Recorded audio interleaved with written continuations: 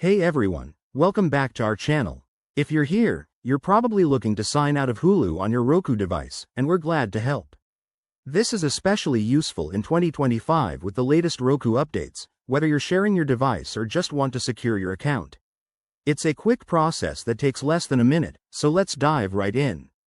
First, make sure your Roku device is turned on and connected to your TV. Grab your remote and navigate to the home screen by pressing the home button. You'll see a grid of all your installed apps. Look for the Hulu icon. Once you spot it, highlight the Hulu app and press the OK button on your remote to launch it. Now that Hulu is open, you'll need to access the settings. Use your remote to go to the top of the screen or look for a profile icon, depending on the 2025 interface. Select it, and you should see an option for Account or Settings. If you're prompted, enter your PIN if you have one set up for extra security. Inside the Settings menu, scroll down until you find the Sign Out or Log Out option.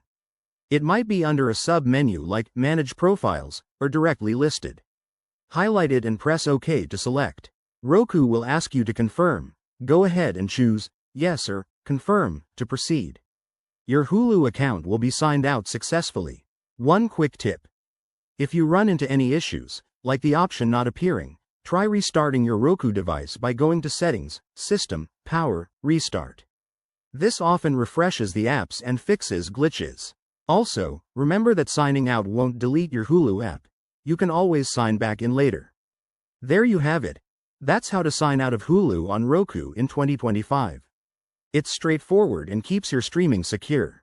If you found this helpful, give it a thumbs up, subscribe for more tech tips, and let us know in the comments if you have any questions.